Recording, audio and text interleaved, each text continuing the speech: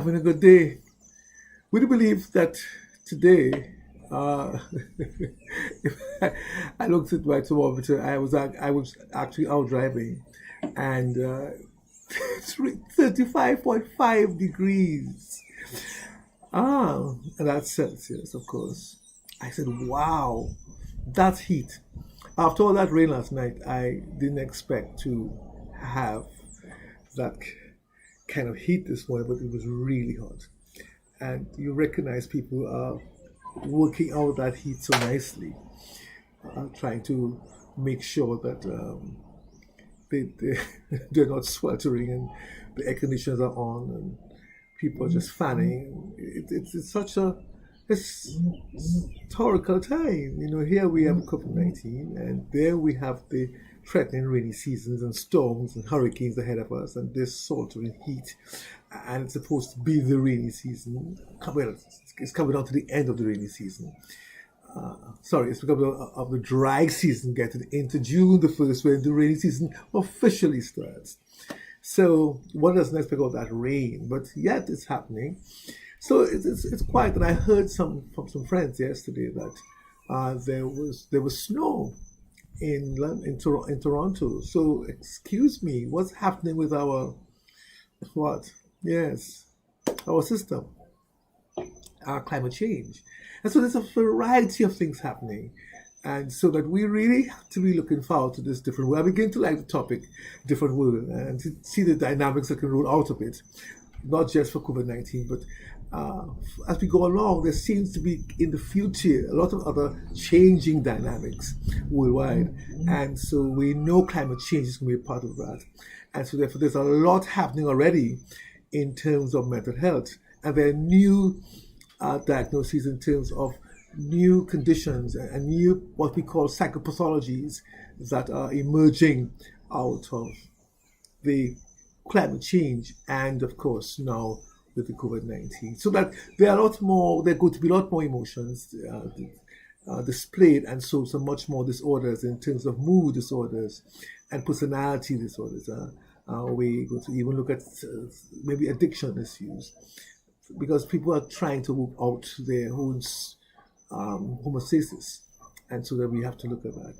But I'm here again to look at you from this different world perspective. And last week we were talking, last Friday, we were talking about you realigning to the new paradigms. And already within our own country here in the Caribbean, we have a phase one, and get it in. So that we are going into about 6 phases that will take us up to July, in terms of how we recalibrate and get back into what is considered normalcy.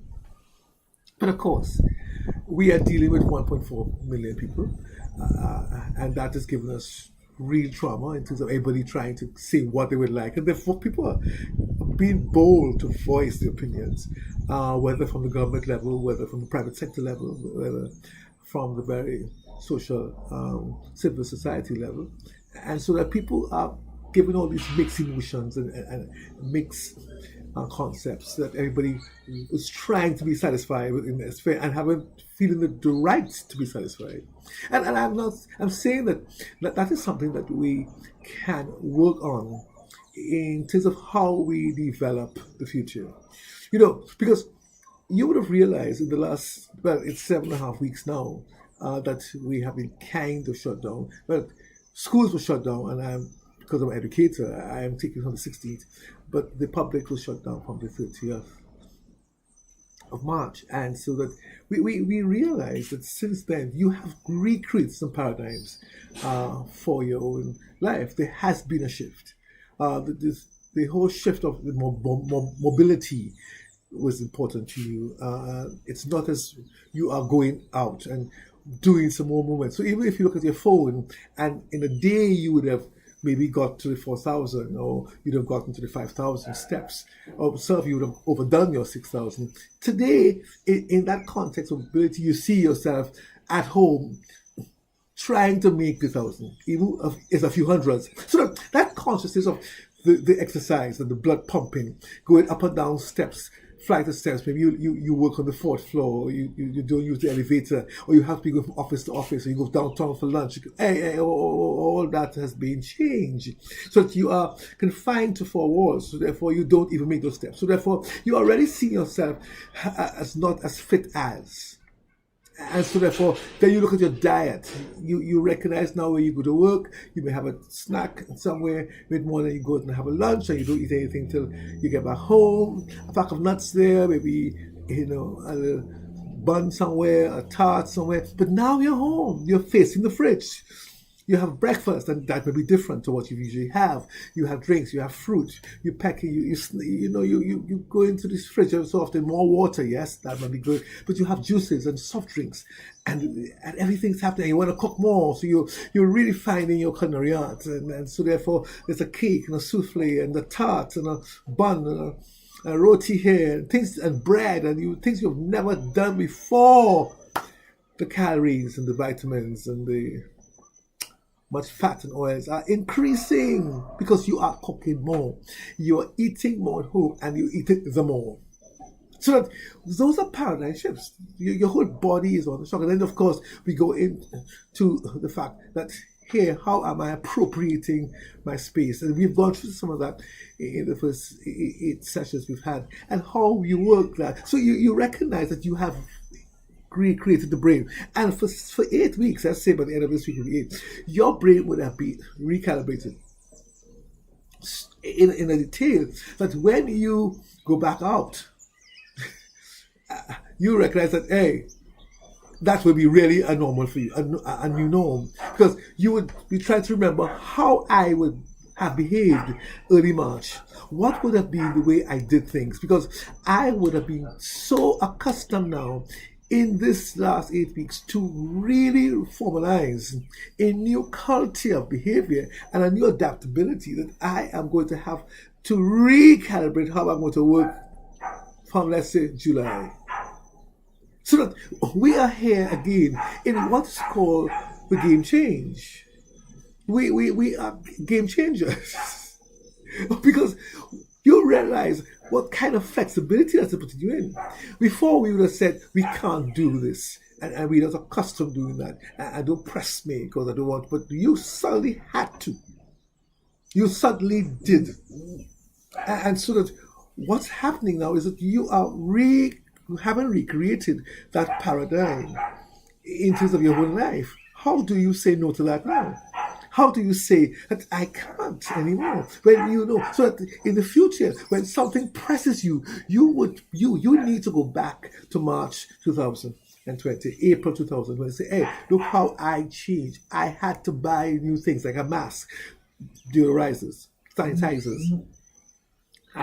more cleaning of things, Clorox. I bought more of that. I had a time when I overbought and groceries. I had nowhere to pack them, and so I was compassionate about my neighbors. I had to find out, and so there's so much happening. Do you recognize how much we can speak of? But I want to help us today in this broadcast just to see how we will continue to recalibrate within the fact that we have a new paradigm. And I just want to take the fact that there is a capacity for game change. Yes, the game has changed. Why? Because the paradigm has changed. The game has changed because the context has changed. My life has changed. Yes, your life has changed. And you cannot say no to that. You have to be very, very, very, very alive now into the consciousness that, yes, I do things differently. I have done things differently. Now, the issue is, will I continue to do these different things differently? Or will I continue to do these different things the same way?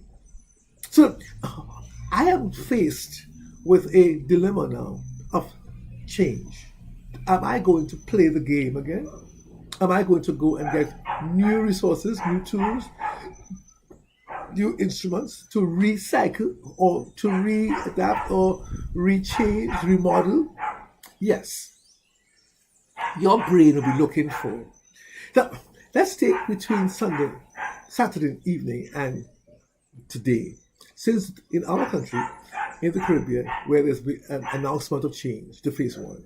So as of yesterday, restaurants and eating places are reopened for sidewalk deliveries, and of course, you could order, pre-order, etc. Yes. So there's a change already. I can go out to get food. This was being said on Saturday. I can go out to get food on Sunday. On Monday, I go out to get food. So I can go out to get food. I will go out to get food. I go out to get food. So before, you wasn't going out anywhere. You had your food home. But now because there's a window for you to define a new environment that I can drive out and go do something different. Food becomes that game. So I play that game of redefining my what? Footsteps and engagement in terms of environment. And so I recognize that I am going out to get food. So I go up and I line up. I make my order. I may have that same thing at home. But you know how long I haven't eaten this? Yes, 7 weeks. For some of you, it could have been 6. I really need a break from that kitchen. I'm not accustomed to being in that kitchen for so long. I've not been accustomed to that kitchen all this time. No. I want a break. So again, you are in another game. You are changing the rules. We have already started to change the rules. We have already started to recreate our paradigms. So I know for me, today, I took opportunity having to go out and come back in with other things to do. I decided, yes, buy food. I was one of those people today who delighted in the opportunity of going into a restaurant, ordering food, getting it, and coming out, taking it home, and sitting down just to put it on a plate, reheat, and voila. Now, that was because there was an occasion because of my activity today. It wasn't that I chose to because I wanted to go out. So there's some of us who find it accommodating. There's some of us who decide we will accommodate it. So I'm saying these things for you to see how we really are involved in this game change. So I am freely thinking now that I had to go and carry this particular item by a friend, which I couldn't do for the last 6 weeks. All of a sudden, if I could go to a restaurant, maybe I could go. I could go to further than. So maybe 1 mile radius is gone to 2 mile radius. Maybe it's gone to 10 mile radius. I'm able now to expand my borders. So I'm able now to have a much freer context of my cognition. I am freer to think. There's more liberality. And maybe I am able now to see things quite differently. Yes, differently. But I go back home. And I still don't have the full liberty to go when and where I want to. I am still within another paradigm. So you see what's happened to me. I am still pressed with 2 constraints, 2 contexts here. One, there's still that issue of me shut down, and I'm still out trying to be less, but there's something in me saying, hey, you haven't been liberated, you can go out. So how do we interpret our objectives and bring that balance in terms of how we exercise the difference for our own self, for our good? So I am talking to you about one particular individual, and that's you. And I'm talking also about coping mechanisms. Why? Because you see, we have an ideology, we have a past. Our past, immediate past, will be 7 to 8 weeks. Now, our future, we are going on. But how do we embrace that? Because when we talk about future, we always use our past as a foundation. And that kind of foundation is not what we want to remember. Is it not what one we want to use either? We will use that less. And we will try to use the future more. But again, the future is unknown. We are not too sure what's going to happen in August and in September. Excuse me. Not even in 2021. But alas, I have to define a change in context. I have to define how I'm going to build myself toward that. So from what I'm saying today, that we are in a game-changing position. How do we play the game? And that is something for our interpretation with our objectives. What objective did you have? Let's say March 30th. I know you're stuttering for words. All that you had crashed. You didn't even have objective of enjoying home yet. It was like, wow, it was in my face. I'm home. And then you had to sit down and say, look, let's get together. Let me make the best of the time here. Simple sentence English. Best of the time. What was that best? We don't really know. But it's the best. Here comes the best. So we will work on the best. So how am I going forward with this best? Well, you did go forward. There's 7 weeks later to show what kind of best you had. But you see, you had to re-establish objectives along the way. You had to say, well, X, Y, and Z. You had to recognize that you had to put things in place to make it happen. It just came upon you, yes. But after that, you had to create objectives, motives, which give directives. So therefore, when we look at that 7 to 8 weeks ago, you had to re-establish the paradigm. You had to get established in a particular forum and bring the reality of where you're going. Isn't that true? And so that there has been now success over the last 7 weeks. For some of us, that success may be minimal. We would want to measure it. Some of us are still harassed. Some of us are still pressed. But you see, there has been change. Our behaviors have been changed. Our thought patterns have been changed. Our attitudes have been changed. Our very cognition have been changed. The way we think and how we grapple with those thoughts have been changed. So we have to learn that in the next coming weeks, we have to go through our same process differently. So that's why I wanted to think about game changing. We have to change the paradigms. We have to change the rules. We have to change the objectives. Where's your goalpost? That may need to be moved too. Yes, you may move. It doesn't have to be at the extreme end of the field. You can put the goalpost somewhere else. Because why? You have to recognize what capacity you have to bring that particular change. So, by example, let's take me. I have lots of studying to do. And study means seminars still, teaching how to increase. I have to find new ways of assessment. I have to change my game. I have to bring my goalpost in a different direction, maybe a different position. Why? So if I say my goalpost, let's say will be assessment. Where do I put that? Do I put it at the two ends? I put it at the end of the semester, or could I bring that goalpost into the middle, and I could start assessing differently? That would give me options of how I respond, options of how I what's my word here? Retrieve. Yes, I like that word. Retrieve me.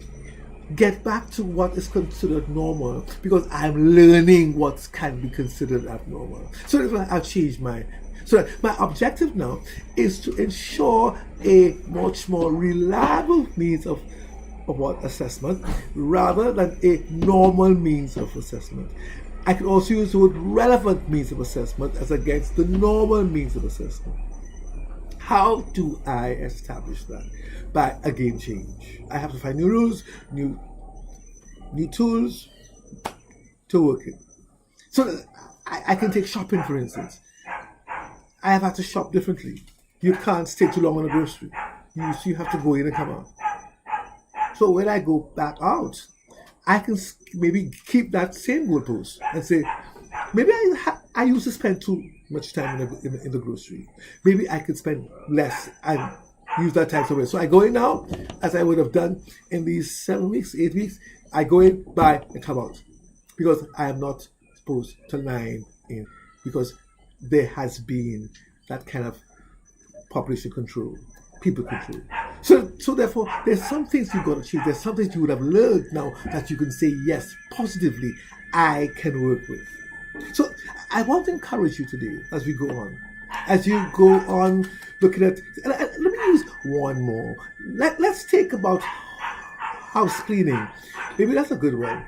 I like that one. You would have been faced with house cleaning more than before. Before, you clean the house maybe on a weekend, maybe every other weekend. But now the dust was in your face. The clutter was there because you are home now 24/7.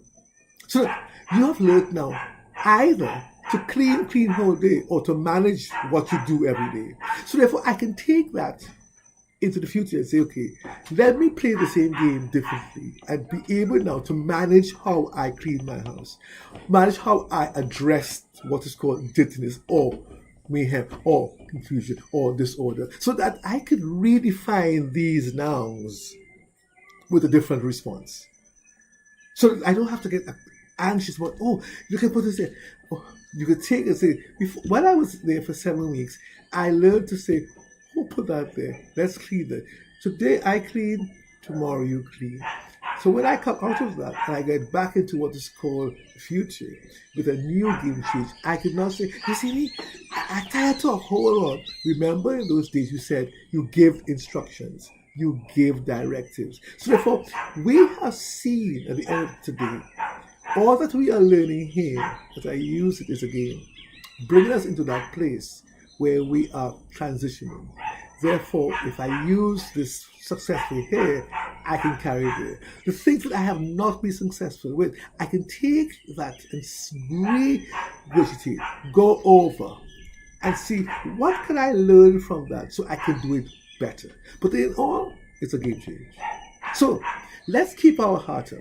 Let's keep our alive up. Let's keep our smile going and recognize that we are constantly learning and being progressively much more mature in our relationships with ourselves, with the people that we say our family, neighbors, and of course, our co-workers. So I want to encourage you. Let's work this different world differently. And let's see what it will bring for us tomorrow. So continue to rejoice. Don't rush out there to say, we're free. Hold on. It's like life. When your car breaks down, you take your time and go for the bus. So your life will have an interruption. You took your time and you work it out. So let's not complain about impatience anymore. We have been learning how to work the patience differently. So be a good game changer and see you on Friday. Have a good week.